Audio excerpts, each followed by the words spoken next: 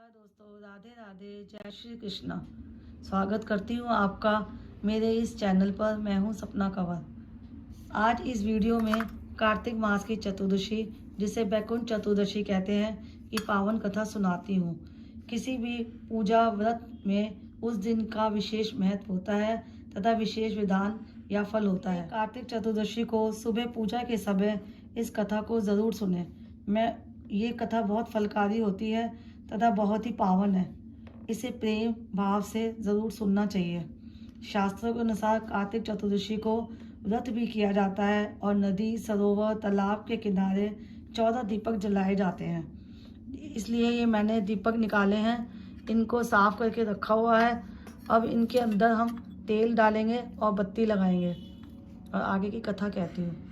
चतुर्दशी का महत्व कलयुगी जीवों के लिए बहुत अधिक है और इस दिन भगवान शिव और भगवान विष्णु जी की पूजा की जाती है। इस पूजा से हमें शक्ति मिलती है और लक्ष्मी जी प्रसन्न होकर हमें सुख समृद्धि देती हैं, जिससे हमारे जीवन की दरिद्रता दूर होती है, संपन्नता आती है हमारे जीवन में।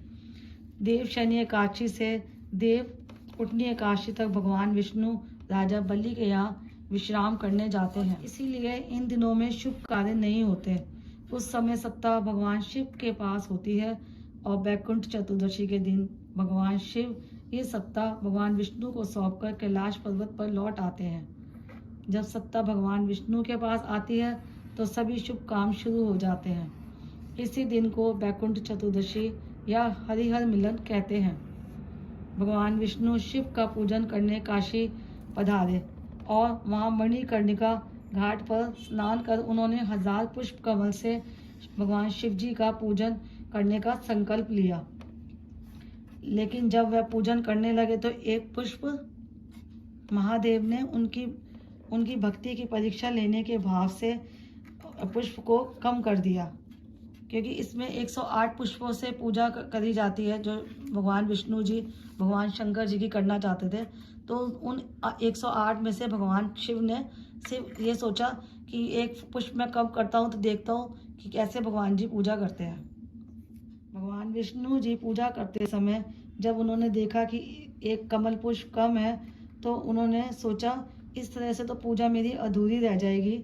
तो उन्होंने सोचा कि जो मेरी आँखें हैं, मेरे जो नयन है, ये भी तो कमल के समान है, तो क्यों ना मैं इन्हीं को पुष्पों के साथ अर्पित कर दूं। यही सोचकर श्री हरि विष्णु ने अपनी आंखें शिव को चढ़ाने के लिए जैसे ही आतुर हुए, भगवान शिव वहाँ प्रकट हो गए और बोले, श्री हरि, तुम्हारे समान संसार में दूसरा कोई मेरा भक्त नहीं है। कार्तिक मास की यह चतुर्दशी बैकुंठ चतुर्दशी कहलाएगी। भगवान शिव बोले कि जो मनुष्य भक्ति पूर्वक पहले विष्णु भगवान जी का पूजन करेगा और फिर वह मेरा करेगा तो निश्चय ही उसे बैकुंठ धाम प्राप्त होगा।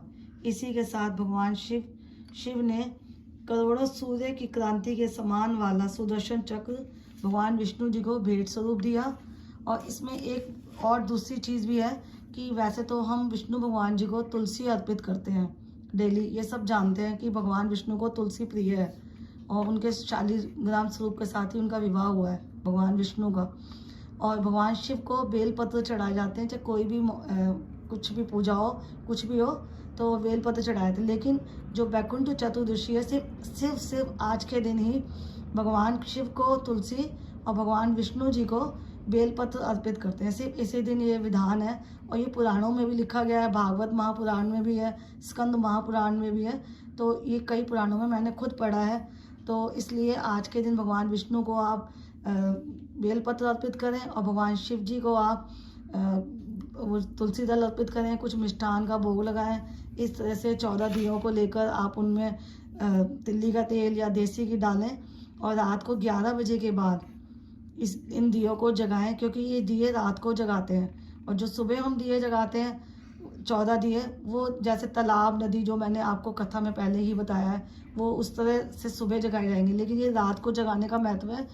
सुबह जो अगली मॉर्निंग 4 बजे से पहले, यानी 11, आज की रात चतुर्दशी की रात 11 बजे के बाद और सुबह 4 बजे से पहले दिए जलाने चाहिए। छोटी विधि से ही बैकुंठ चतुर्दशी वाले रात को आप इस तरह से 14 दिया जला के भगवान जी का ध्यान करके और प्रार्थना करके ये दिए आप अपने पहले भगवान जी के सामने ले जाएं।